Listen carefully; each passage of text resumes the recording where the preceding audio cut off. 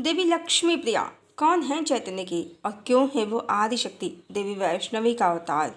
Hello friends, ये तो सब जानते हैं कि चैतन्य श्री कृष्ण का ही पुनर्जन्म है। ये कह सकते हैं कि परम भगवान विष्णु ही हैं, पूर्ण ब्रह्म परमात्मा है वो। पर क्या आप जानते हैं कि चैतन्य के 2 विवाह हुए थे। प्रथम विवाह उनका हुआ था देवी लक्ष्मी प्रिया से। वैष्णव लोगों के मत के अनुसार वो देवी लक्ष्मी का अवतार थी। देवी लक्ष्मी प्रिया से चैतन्य की अलौकिक संबंध जानने की कहानी भी है, बिल्कुल सीताराम और राधा कृष्ण की तरह। और राधा कृष्ण की तरह उनकी एक प्रेम कहानी भी है और सीताराम की तरह उनका पूर्ण वैदिक रीति से विवाह भी हुआ है। इस तरह देवी लक्ष्मी प्रिया ही आदिशक्ति का अवतार है। इससे रिलेटेड वीडियो डिस्क्रिप्शन बॉक्स में डाल दिए हैं। पर अज्ञानतावश एस्ट्रोलॉजर्स ने चैतन्य की दूसरी पत्नी देवी विष्णुप्रिया को देवी वैष्णवी का अवतार बता दिया है, जबकि ना तो उनकी चैतन्य से कोई अलौकिक संबंध की कहानी है, न प्रेम कहानी है, बल्कि देवी लक्ष्मी प्रिया की मृत्यु के बाद चैतन्य की माता सची देवी के दबाव में चैतन्य को देवी विष्णुप्रिया से विवाह करना पड़ा था, क्योंकि उनकी माता सची देवी ने चैतन्य को शपथ दिला दी थी कि वो इस विवाह प्रस्ताव को अस्वीकार नहीं कर सकते हैं। वो पहले ही हाँ कर चुकी हैं। उनकी सामाजिक प्रतिष्ठा का सवाल है और चैतन्य को ये विवाह करना पड़ा था। वास्तव में चैतन्य देवी लक्ष्मी प्रिया देवी लक्ष्मी सिर्फ उनको ही प्रेम करते थे। वैसे भी प्रेम सिर्फ एक बार ही होता है, बार बार नहीं। और चैतन्य तो स्वयं विष्णु हैं और देवी लक्ष्मी प्रिया स्वयं लक्ष्मी। ऐसे में अपनी माता के दबाव में चैतन्य ने विवाह तो कर लिया, पर हृदय देवी लक्ष्मी प्रिया को समर्पित होने के कारण वो देवी विष्णु प्रिया से न्याय नहीं कर पा रहे थे। अंततः उन्होंने संन्यास का मार्ग पकड़ लिया।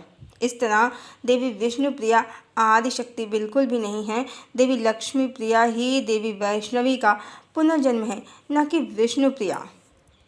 एस्ट्रोलॉजर्स के कुछ सबसे बड़े झूठ इस वीडियो में हम बता चुके हैं कि जिस प्रकार श्री कृष्ण की सभी रानियां मात्र त्रेता युग की भगवान राम पर कामासक्त स्त्रियां थीं और देवी राधा जगदम्बा सीता का पुनर्जन्म थी, क्योंकि जगदम्बा के परिणय सूत्र में परम ब्रह्म परमात्मा का दूसरा विवाह संभव नहीं है।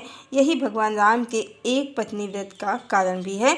और रुक्मिणी शूर्पणखा का पुनर्जन्म थी, इसी कारण उसे हरण भी पसंद था, राक्षस विधि से विवाह भी पसंद था और राम के कुल का नाश भी पसंद था, जिस कारण ही रुक्मिणी और श्री कृष्ण की सभी रानियों के पुत्र आपस में लड़कर मर गए और द्वारिका डूब गई। ये सब सत्य कली की माया के कारण काल नेमी रचनाकारों ने शास्त्रों में मिलावट करके छुपाया। और रुक्मिणी ही चैतन्य की दूसरी पत्नी देवी विष्णु प्रिया का पुनर्जन्म है।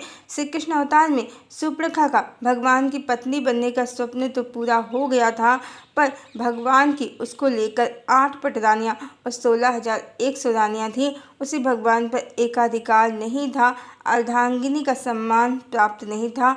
उसकी यही इच्छा देवी विष्णु प्रिया के रूप में पूर्ण हुई और देवी लक्ष्मी प्रिया की मृत्यु ने उसके लिए चैतन्य को प्राप्त करने का मार्ग खोल दिया। चूँकि आदिशक्ति के परिणय सूत्र में बंध कर भगवान का दूसरा विवाह संभव ही नहीं है, इसी रहस्य और समीकरण को आधार बनाकर चैतन्य की ये कहानी बनी। आदिशक्ति से चैतन्य का विरह हुआ और उनका छोड़ा हुआ ही विष्णुप्रिया को प्राप्त हुआ।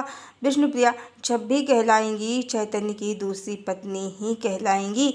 एकाधिकार तो मिला, पर आदिशक्ति का स्थान फिर भी नहीं मिला। और चैतन्य के संन्यास लेने के बहुत काल के बाद विष्णुप्रिया की मृत्यु वृद्धावस्था में हुई। सारा जीवन अकेले ही बीता। जीवन में कमी बनी रही जीवन साथी की। किसी और का जीवन साथी छीनने की कामना ने ही विष्णुप्रिया का जीवन पूर्णतया एकाकी कर दिया था। और देवी सीता, देवी राधा, देवी लक्ष्मी प्रिया और देवी यशोधरा सब ने राम कृष्ण चैतन्य और बुद्ध के देह त्यागने से पहले ही देह त्याग दिया है। शक्ति शिव से पहले ही हर जन्म में देह त्याग देती हैं, जबकि श्री कृष्ण की रुक्मिणी से लेकर सभी रानियों से पहले ही भगवान श्री कृष्ण ने संसार त्याग दिया था। और विष्णुप्रिया ने भी चैतन्य के देह त्याग के बाद बहुत काल के बाद वृद्धावस्था में देह त्याग किया था। हमारे एक व्यूअर उन्होंने कहा है कि विष्णुप्रिया जो आसक्त जीवात्मा थी, उसका क्या रोल है भगवान कल्कि की कहानी में। इस पर भी वीडियो बनाई, इसलिए भी इस वीडियो को बनाना पड़ा है। इस तरह विष्णुप्रिया देवी लक्ष्मी नहीं, शूर्पणखा का ही पुनर्जन्म है। कली की काली माया के कारण पूरा एक युग देवी लक्ष्मी को पहचान नहीं पाया और शुक्राचार्य की अर्ध ज्ञान की ऊर्जा और शूर्पणखा के काम और मोह की एनर्जी ने पूरे एक युग को अपनी ऊर्जा से इस प्रकार बांध रखा था कि देवी राधा भक्त जीवात्मा या कल्पना समझी गई और देवी लक्ष्मी प्रिया पर तो किसी ने ध्यान ही नहीं दिया। बहुत कम लोग देवी की कहानी जानते हैं।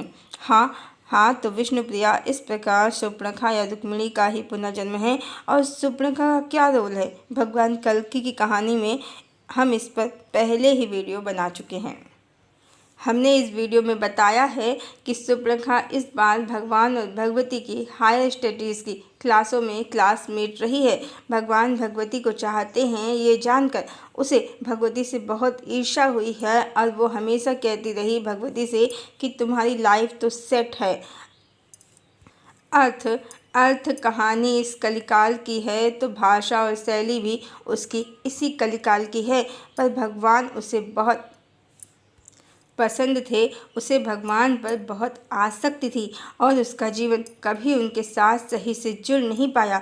श्री कृष्ण अवतार में वो विवाह के बाद हमेशा साथ रही, पर श्री कृष्ण की 7 पटरानियाँ अन्य भी थी। 16,100 तो थी ही, एक अधिकार जैसा कुछ नहीं था और विष्णुप्रिया को छोड़कर उन्होंने संन्यास ले लिया चैतन्य अवतार में। इसी कारण पूर्व जन्म के संस्कारों और अनुभवों के कारण वो भगवती से ईर्ष्या करती थी और उसने जब भगवती का स्थानांतरण हुआ भगवान की प्रेम कहानी में, तो भगवती का कॉन्टैक्ट नंबर सिर्फ उसके ही पास था जिसे उसने ईर्ष्यावश भगवान के मांगने पर उन्हें नहीं दिया। इस तरह वो भगवान और भगवती के बीच में इस बार भी दीवार या बाधा बन गई। यही भगवान कल्कि की कहानी में विष्णुप्रिया का रोल है। शायद हमारा यह प्रयास जिन्होंने विष्णुप्रिया का रोल भगवान कल्कि की कहानी में जानना चाहा है उन्हें पसंद आए। अपनी समझ से अपने अनुसार हमने सही न्याय किया है भगवान की कहानी में। और इस तरह विष्णुप्रिया नहीं, हर स्थिति में देवी लक्ष्मी प्रिया ही चैतन्य की लक्ष्मी है और भगवान कल्कि की वैष्णवी हैं, आदिशक्ति का अवतार हैं। हरिओम।